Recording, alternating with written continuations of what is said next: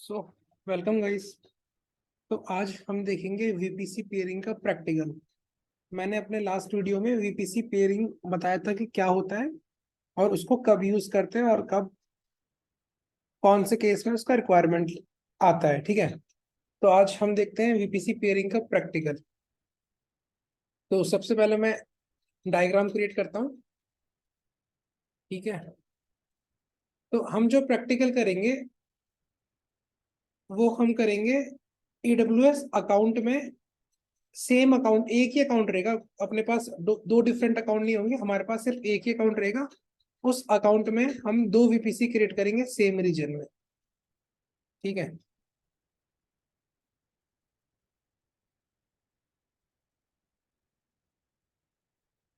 ठीक है। तो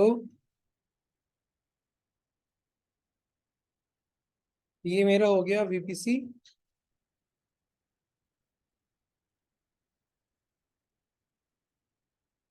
1 और ये हो गया मेरा वीपीसी 2।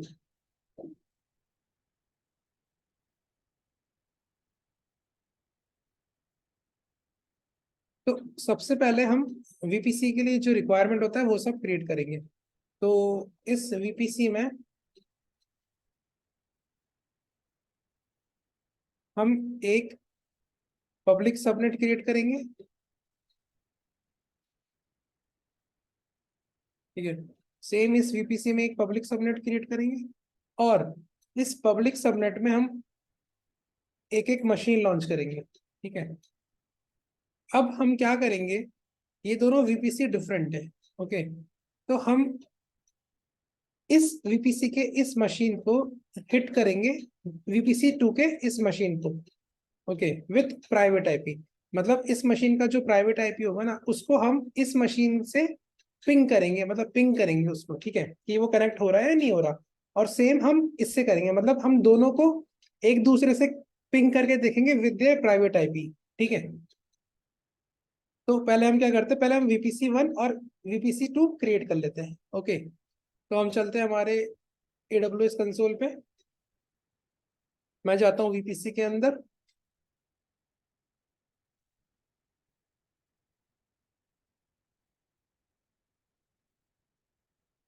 यहाँ पे हम जाएंगे वीपीसी। ओके, यहाँ करेंगे हम क्रिएट वीपीसी। इस वीपीसी का नाम देता हूँ मैं VPC-1। और वीपीसी का एक और पॉइंट है गाइस, हम जो भी वीपीसी पेयर्ड करेंगे ना तो जो उसका साइडर होगा ना वो डिफरेंट होना चाहिए। अगर आपका दोनों का साइडर सेम होगा तो आपका वीपीसी पेयरिंग काम नहीं करेगा। ठीक है, तो हम इस वीपीसी पेयरिंग के लिए इस वीपीसी का साइडर लेंगे।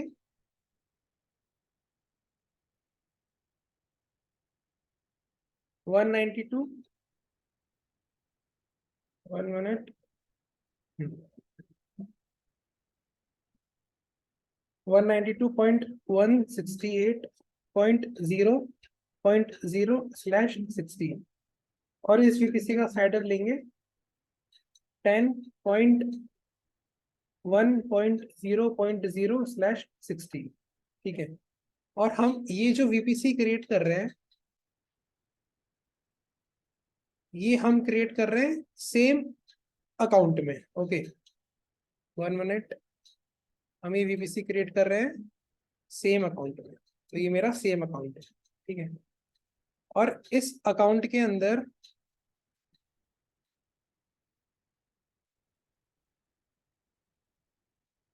ये मेरा AWS का अकाउंट है। ठीक है, और इस अकाउंट के हम अंदर हम जो रीजन यूज कर रहे हैं, रीजन हम यूज कर रहे हैं सिंगापुर। ठीक है, तो मेरा रीजन भी सेम है। ठीक है, तो ये कौन सा रीजन है, ये है सिंगापुर।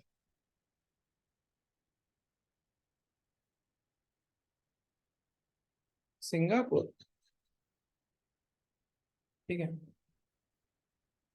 तो अब हम चलते हैं हमारे कंसोल पे और हम पहले इस वीपीसी को क्रिएट करते हैं, वीपीसी 1 को। और उसका साइडर रेंज हम लेंगे 192.168.0.0/16। अगर आपको वीपीसी के बारे में नहीं पता तो गाइस आप मेरा वीपीसी का प्लेलिस्ट देख सकते हो, उसमें आपको पूरा बेसिक से वीपीसी एक्सप्लेन किया गया है 192.168.0.0/16 क्रिएट वीपीसी। हमारा वीपीसी 1 क्रिएट हो चुका है, अब हम वीपीसी 2 क्रिएट करेंगे। क्रिएट वीपीसी, वीपीसी 2, इसको हम साइडर देते हैं 10.1.0.0/16 क्रिएट वीपीसी। अब हम क्या करेंगे, हमारा वीपीसी बन चुका है, वीपीसी 1 और वीपीसी 2। अब इस वीपीसी 1 के अंदर हम एक पब्लिक सबनेट क्रिएट करेंगे, ठीक है। तो मैं इसका नाम दे देता हूं पब्लिक सबनेट।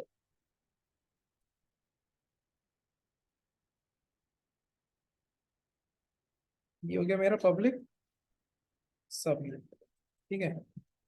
और ये भी मेरा क्या होगा, पब्लिक सबनेट।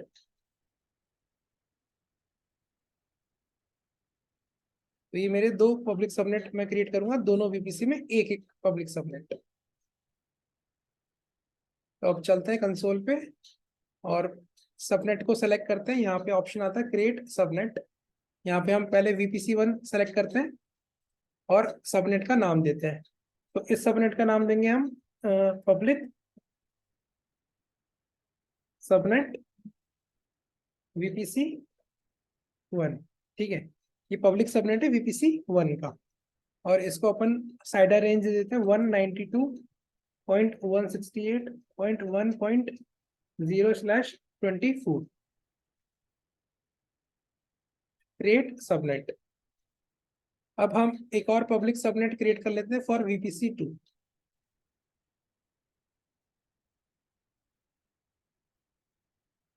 पब्लिक सबनेट -वीपीसी-2, इसको भी हम साइडर रेंज दे देते हैं। अवेलेबिलिटी जोन आप सेलेक्ट कर सकते हो आपके रिक्वायरमेंट के हिसाब से। अगर आप सेलेक्ट नहीं करोगे तो ऑटोमेटिकली सेलेक्ट कर लेता है, ठीक है। तो इसको अपन साइडर रेंज दे देते हैं 10.1.2.0/24 क्रिएट सबनेट। अब हमारे दो सबनेट क्रिएट हो चुके हैं, दोनों अलग अलग वीपीसी के हैं। अब इसके बाद हम क्या क्रिएट करेंगे, इसके बाद हम क्रिएट करेंगे वीपीसी के लिए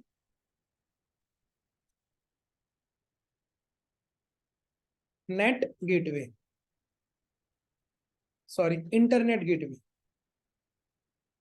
इंटरनेट गेटवे, नेट गेटवे हम यहाँ पे अभी यूज नहीं करेंगे क्योंकि हम प्राइवेट सबनेट क्रिएट नहीं कर रहे, पब्लिक सबनेट क्रिएट कर रहे हैं।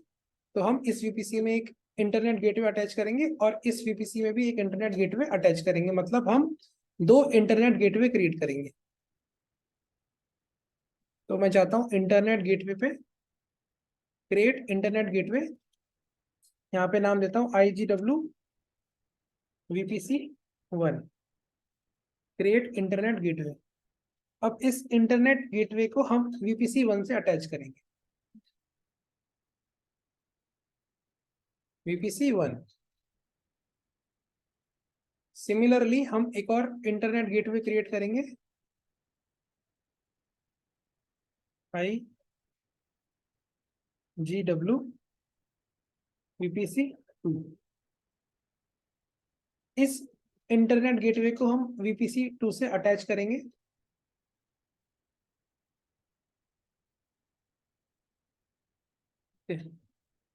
हमारा यहाँ तक का काम पूरा हो चुका है, वीपीसी क्रिएट हो चुका है, इंटरनेट गेटवे क्रिएट हो चुका है। अब हम क्या करेंगे, हमारे सबनेट्स के लिए जो हमने पब्लिक सबनेट्स बनाए हैं उनके लिए अब हमको राउट टेबल क्रिएट करना पड़ेगा। ओके, तो एक राउट टेबल हम इसके लिए क्रिएट करेंगे और एक राउट टेबल हम इसके लिए क्रिएट करेंगे।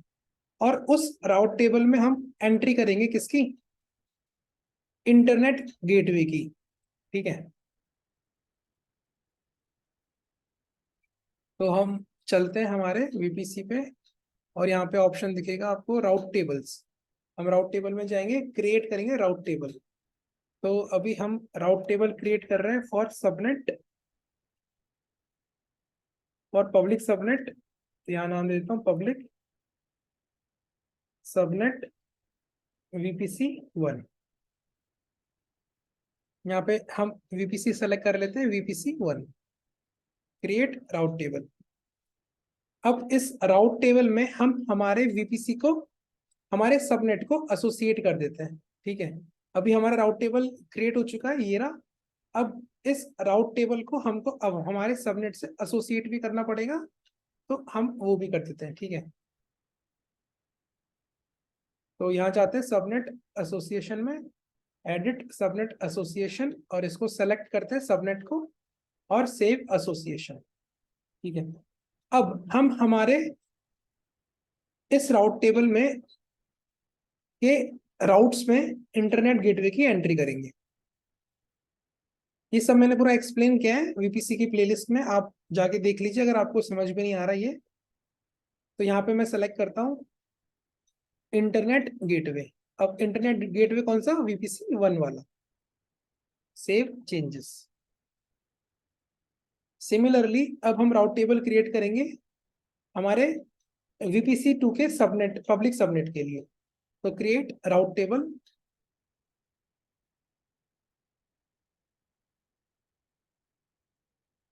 Public subnet VPC-2, VPC 2 select करेंगे, क्रिएट राउट टेबल। अब हम इस राउट टेबल से हमारे सबनेट को एसोसिएट करेंगे जो VPC 2 के अंदर है। एडिट सबनेट एसोसिएशन, इसको हम सेलेक्ट करेंगे और सेव एसोसिएशन कर देंगे। अब इस राउट टेबल के राउट्स में हम इंटरनेट गेटवे की एंट्री करेंगे।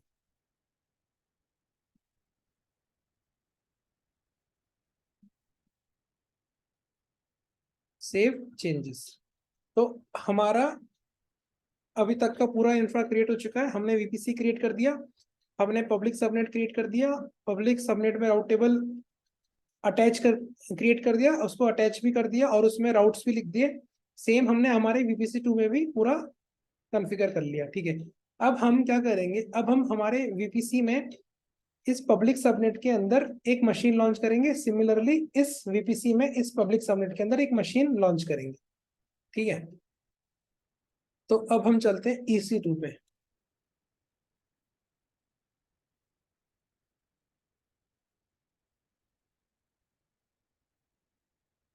Instances, launch instances. तो इस मशीन को मैं नाम दे देता हूं सर्वर 1। ठीक है, ये VPC 1 के अंदर है, तो सर्वर 1। और हम क्या करते हैं, T2 माइक्रो लेते हैं। ठीक है, प्रोसीड विदाउट अ की पेयर करते हैं, और हम हमारे नेटवर्क सेटिंग चेंज कर लेते हैं। हम लेंगे VPC 1। ठीक है, और VPC 1 में पब्लिक सबनेट, और उस पब्लिक सबनेट के अंदर अभी हम जो मशीन लॉन्च करेंगे उसको पब्लिक IP हम असाइन कर देंगे। ठीक है, और हम हमारे इस मशीन से एक IM रोल अटैच कर देंगे फॉर SSM,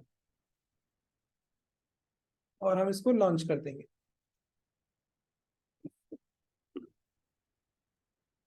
सिमिलरली हम एक और मशीन लॉन्च करेंगे हमारे VPC 2 के अंदर, लॉन्च इंस्टेंस सर्वर-2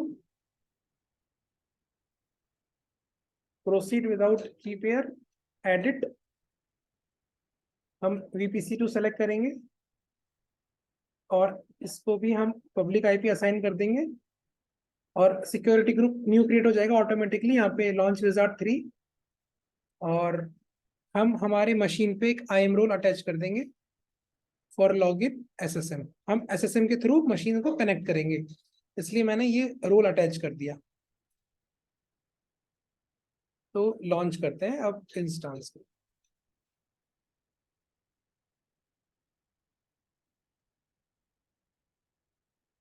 तो हमारी दोनों मशीन रेडी है।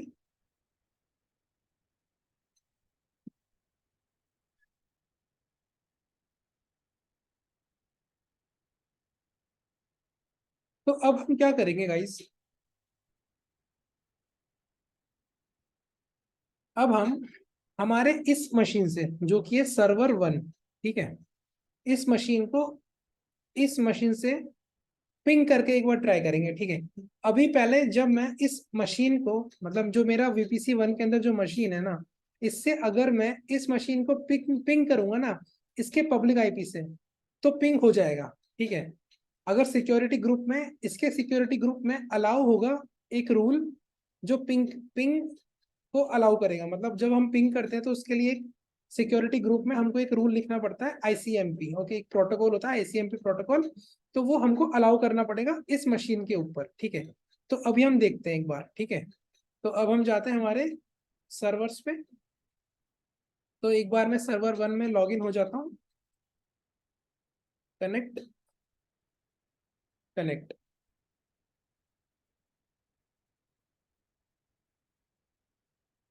सो गाइज, अगर आपको ये SSM के बारे में नहीं पता कि SSM से कैसे कनेक्ट करते हैं, तो आप क्या करना, जब आप मशीन लॉन्च करो तो उसमें की पेयर अटैच कर देना, ओके। उसमें की एक क्रिएट करके अटैच कर देना, फिर आप इजिली कनेक्ट कर पाओगे। कनेक्ट ऑप्शन पे जाके EC2 इंस्टेंस कनेक्ट से, ठीक है। आप अभी भी कनेक्ट कर सकते हो इससे,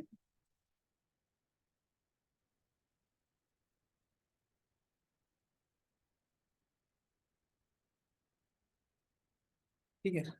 पर जब आप की अटैच करोगे तो आप उस की को अपने लोकल पे डाउनलोड कर लोगे, तो आप लोकल से भी कनेक्ट कर पाओगे, ठीक है। तो मैं तो अभी इससे भी कर सकता हूँ और इससे भी कर सकता हूँ। अगर आप अपने लोकल से कनेक्ट करना चाहते हो तो उसके लिए आपको की अटैच करनी पड़ेगी, ठीक है। तो अभी मैं आ गया सेशन मैनेजर पे, और इससे मैंने कनेक्ट कर चुका हूँ ऑलरेडी। तो मैं इसको एक बार क्लोज कर देता हूँ, ठीक है। मैं अभी इससे कनेक्ट करता हूँ सेशन मैनेजर से। तो ये हो गया मेरा,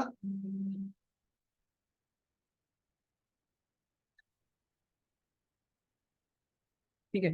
ये मेरा हो गया सर्वर 1 जो मेरे VPC 1 में है। अब मैं क्या करता हूँ, अब मैं सर्वर 2 से कनेक्ट करता हूँ।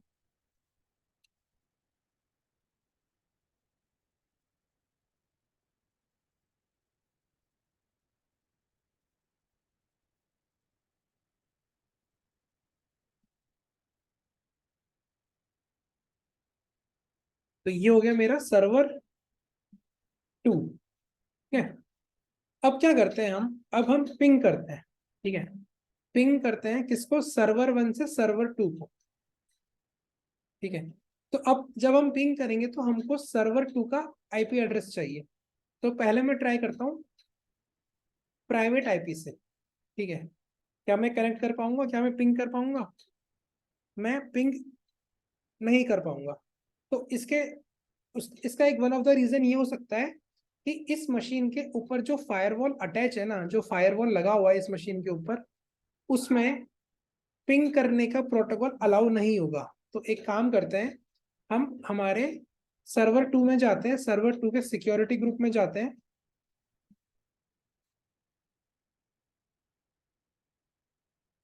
और इसके इनबाउंड रूल में, एडिट इनबाउंड रूल के अंदर हम एक बार के लिए ऑल ट्रैफिक कर देते हैं। अगर आप ऑल ट्रैफिक नहीं करना चाहते तो आप ऑल ICMP कर दो। ये प्रोटोकॉल यूज होता है पिंग करने के लिए, ठीक है।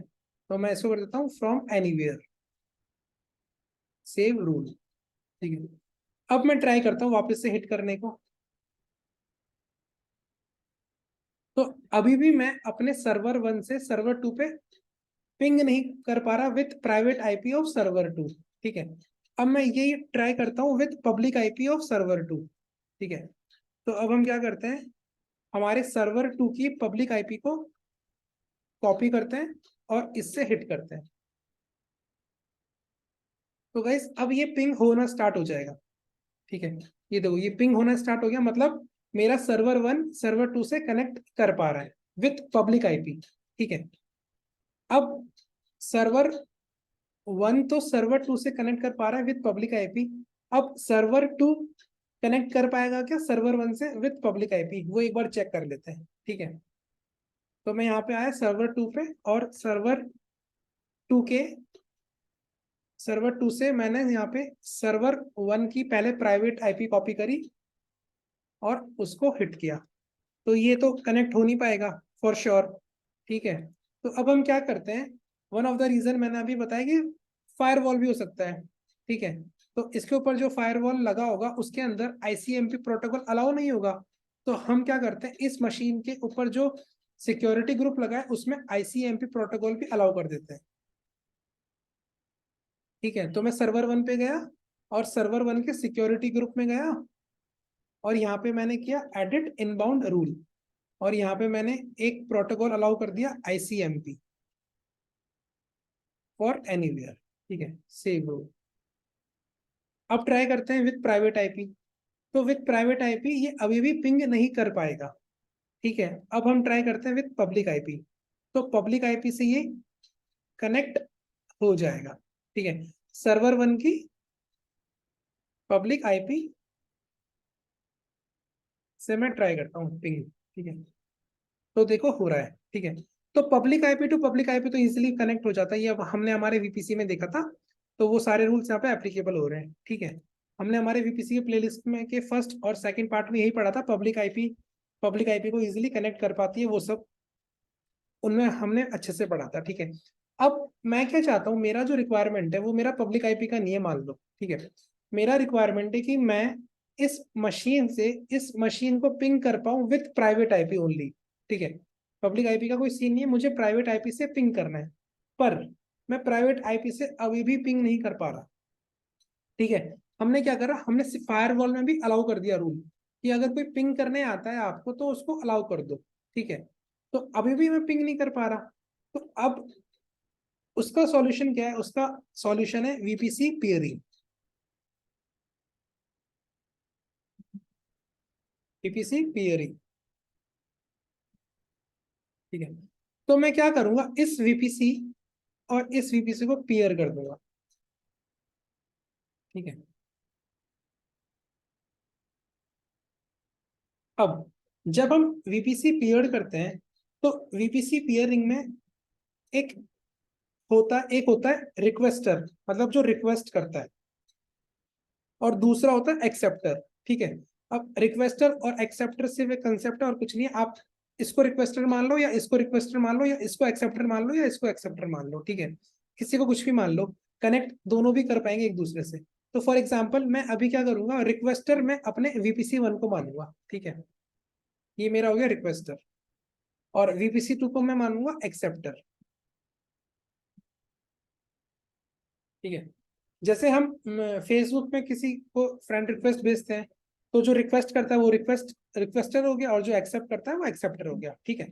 तो अभी मैं इस वीपीसी पेयरिंग में इस वीपीसी 1 को बोलूंगा कि आप रिक्वेस्ट करो वीपीसी 2 को, ठीक है। तो अब हम जाते हैं हमारे वीपीसी पे, और यहाँ पे ऑप्शन आता है वीपीसी पेयरिंग या पेयरिंग कनेक्शन। तो पेयरिंग कनेक्शन में जाएंगे और करेंगे क्रिएट पेयरिंग कनेक्शन। अब ये बोल रहा है कि आप अपने पेयरिंग कनेक्शन का नाम दे दो, तो मैं वीपीसी 1 को वीपीसी 2 से पेयर कर रहा हूं, तो मैं इसका नाम दे देता हूँ वीपीसी 1 पेयर वीपीसी 2, ठीक है। अब ये बोल रहा है कि आपका जो रिक्वेस्टर है उसका वीपीसी आईडी दो, ठीक है। तो हमारे केस में जो रिक्वेस्टर होगा वो हम लेंगे वीपीसी 1, आप वीपीसी 2 भी ले सकते हो, कोई प्रॉब्लम नहीं है, ठीक है। तो हमारे केस में हम ले रहे हैं वीपीसी 1। तो मैंने बोला कि वीपीसी 1 मेरा रिक्वेस्टर है, ठीक है। अब यहाँ पे आ गया डिफरेंट कॉम्बिनेशन एंड पॉसिबल्स, जो हमने हमारे इससे प्रीवियस वाले वीडियो में देखा था वीपीसी पेयरिंग की थ्योरी में, ठीक है। वीपीसी पेयरिंग में सेम अकाउंट में कर सकता हूँ, मतलब माय अकाउंट की मेरा अकाउंट में करना है या फिर दूसरे अकाउंट में करना है। अगर मैं अपने अकाउंट में कर रहा हूँ तो क्या मैं सेम रीजन में कर रहा हूँ या दूसरे रीजन में कर रहा हूँ। अगर मैं दूसरा अकाउंट यूज कर रहा हूँ तो उस अकाउंट का अकाउंट आईडी, और ये अकाउंट आईडी आपको कहाँ से मिल सकती है, आपको यहाँ से मिल सकती है, ये आपका अकाउंट आईडी है। तो इसको कॉपी करो और यहाँ पे पेस्ट कर दो, ठीक है। और दूसरे अकाउंट में मुझे सेम उसी रीजन में करना है या दूसरे रीजन में करना है। अगर आपको दूसरे रीजन में करना है तो आप रीजन पास कर सकते हो, ठीक है। पर अभी हमारा सिनेरियो क्या है कि मैं माय अकाउंट में ही सेम रीजन में वीपीसी पेयर कर रहा हूँ, क्योंकि मेरा वीपीसी 1 और वीपीसी 2 दोनों सिंगापुर रीजन में है, इसलिए मैंने माय अकाउंट मतलब सेम अकाउंट में सेम रीजन पे वीपीसी पेयरिंग कर रहा हूँ। तो मेरा रिक्वेस्टर तो हो गया VPC1 और मेरा एक्सेप्टर हो जाएगा VPC2। ठीक है, अब मैं करूंगा क्रिएट पेयरिंग कनेक्शन। तो अब हम चेक करते हैं हमारा VPC पेयर्ड हो गया। ठीक है, अब यहाँ पे एक कंसेप्ट है वो बता देता हूँ मैं। अभी मैं क्या कर रहा हूँ, अभी मैं सेम अकाउंट में सेम रीजन में कर रहा हूँ। ठीक है, तो मुझे अभी क्या हो रहा है, अभी मुझे जो एक्सेप्टर की जो आ रहा है ना, कि आप जो एक्सेप्टर के पास जो रिक्वेस्ट गई ना वो इसी अकाउंट में और इसी रीजन में, तो इसलिए मुझे दिखा रहा है पेंडिंग एक्सेप्टेंस।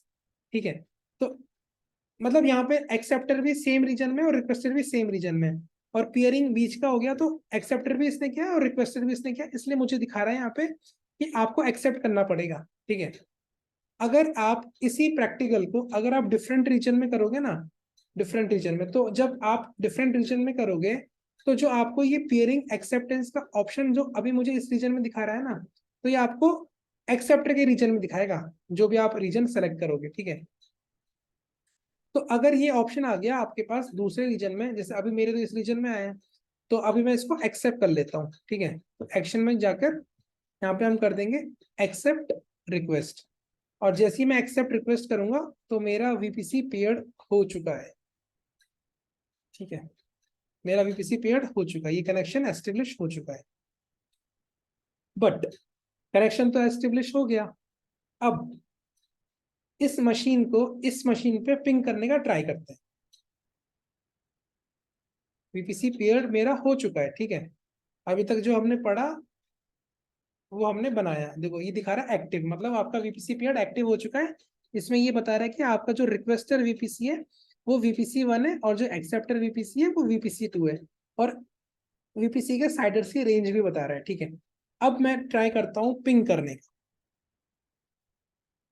तो मैं अभी सर्वर 1 से सर्वर 2 के प्राइवेट IP को पिंग करता हूँ, ये अभी भी पिंग नहीं हो पा रहा। अब सेम यहाँ करता हूँ, मैं सर्वर 2 से सर्वर 1 के प्राइवेट IP को पिंग करता हूँ, ये अभी भी पिंग नहीं हो पा रहा। इसका क्या रीजन हो सकता है, तो वो देखते हैं हम। इसका रीजन सिमिलर सेम है, जब भी हम ऐसे कुछ कनेक्शन करते हैं ना, तो जो हमारा सबनेट होता है ना, सबनेट वो क्या फॉलो करता है, वो किसके थ्रू बाहर जाएगा, वो बाहर तो जाएगा राउट टेबल के through.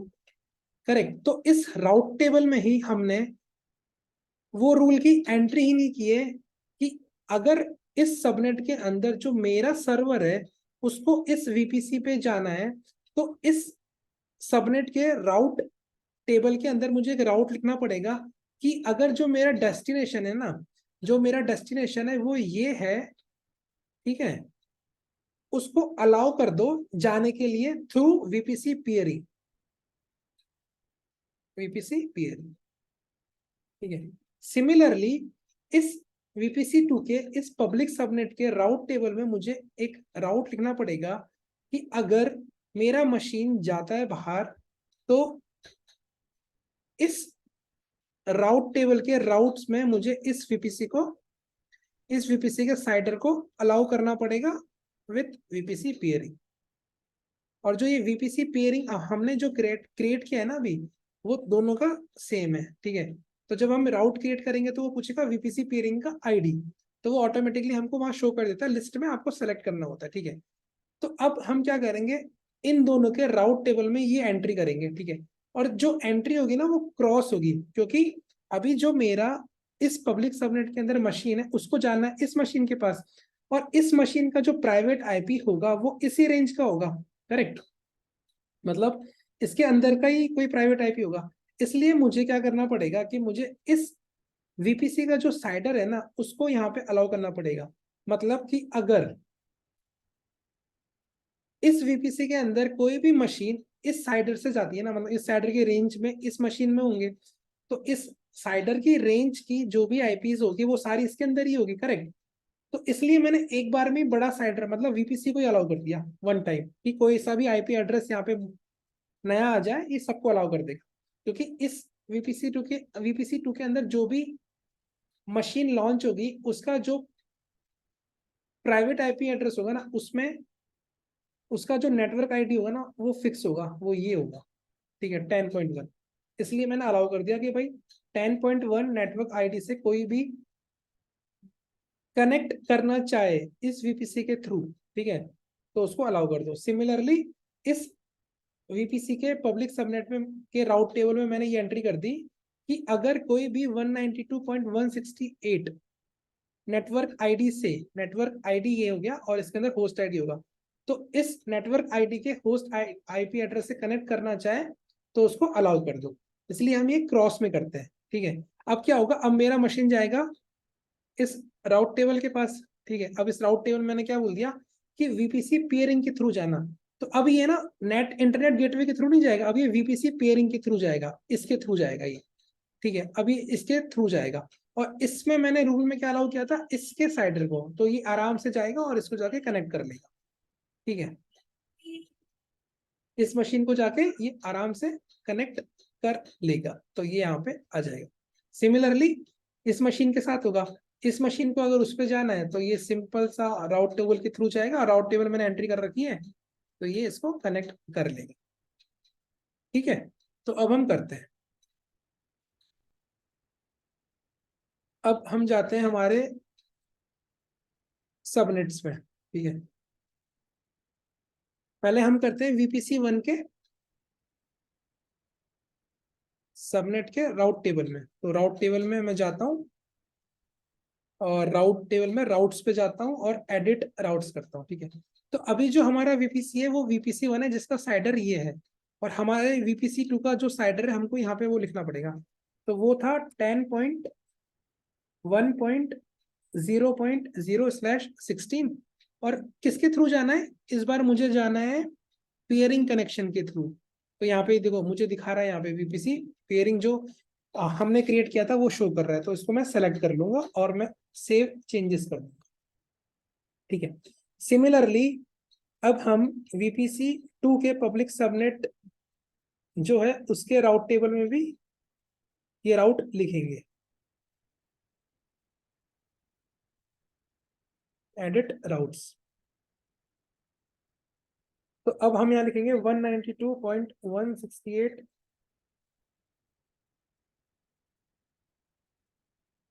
Through pairing connection, save changes. तो अब हमारा डायग्राम पूरा कंप्लीट हो चुका है, हमने राउट टेबल में भी एंट्री कर दी है, ठीक है। अब हम इस मशीन से इस मशीन को पिंग करते हैं विद प्राइवेट आईपी। अगर पिंग हो गया तो हमने अभी तक जो पढ़ा है वो करेक्ट है, और जो इंफ्रा क्रिएट किया है वो भी एकदम करेक्ट है, ठीक है। तो देखो गाइस, ये जैसे ही मैंने राउट टेबल पे एंट्री करी तो इसने ऑटोमेटिकली पिंग करना स्टार्ट कर दिया, क्योंकि मैंने ये कमांड रन करके छोड़ दी थी। पहले ये नहीं हो रहा था, अब देखो ये अपने आप ही हो रहा है, ठीक है। सिमिलरली अगर मैं इसको भी चेक करूंगा तो इसको भी ये पिंग हो रहा है अपने आप ही। किसको पिंग कर रहा है ये सर्वर 1 के प्राइवेट आईपी को पिंग कर रहा है, ठीक है। तो मैं आपको एक बार वापस से दिखा देता हूँ, कंट्रोल C, पिंग कर रहा है ये सर्वर 2 के प्राइवेट आईपी को। तो एक बार मैं आपको प्राइवेट आईपी भी दिखा देता हूँ, ये सर्वर 2 है और इस सर्वर 2 का जो प्राइवेट आईपी है वो है 10.1.2.233। तो एक बार चेक कर लेते हैं, 10.1.2.233। अब पिंग करता हूँ तो देख लो पिंग हो रहा है, मतलब वीपीसी पेयर्ड हो चुका है प्रॉपरली। एक वीपीसी के रिसोर्सेज दूसरे वीपीसी के रिसोर्सेज को कनेक्ट कर सकते हैं विद देयर प्राइवेट आईपी, यही वीपीसी का कंसेप्ट है, ठीक है। सिमिलरली मैं यहाँ पे आता हूँ, यहाँ पे भी मैं कंट्रोल C करता हूँ और फिर से अब सर्वर 2 से सर्वर 1 के प्राइवेट आईपी को कनेक्ट कर रहा हूँ। तो एक बार हम सर्वर 1 के प्राइवेट आईपी को देख लेते हैं, 192.168.1.86, 192.168.1.86। तो देखो ये कनेक्ट हो रहा है, तो मतलब अब क्या होगा, अब इस वीपीसी के अंदर मैं कितने भी मशीन क्रिएट कर दूं, कितने भी डेटाबेस क्रिएट कर दूं, वो इजीली इस वीपीसी 2 के अंदर जो भी मशीन में क्रिएट करूंगा उसको कनेक्ट कर पाएगा, ओके। उसको कनेक्ट कर पाएगा थ्रू दिस। कुछ भी क्रिएट कर लो आप, डेटाबेस भी क्रिएट कर लो, रेडिस भी क्रिएट कर लो, कुछ भी क्रिएट कर लो, आराम से कनेक्ट कर पाएगा, वो भी प्राइवेट आईपी से। पब्लिक आईपी की रिक्वायरमेंट नहीं होगी, ओके। तो वीपीसी का ये कंसेप्ट था, इसका थ्योरी भी हमने पढ़ा और इसका प्रैक्टिकल भी हमने पढ़ा, ठीक है। तो अगर आपको इसमें कुछ भी डाउट हो तो मुझे कमेंट सेक्शन में बताना, और अगर आपको वीडियो अच्छा लगे तो उसको लाइक करना, शेयर करना और सब्सक्राइब करना। Okay, so thank you guys.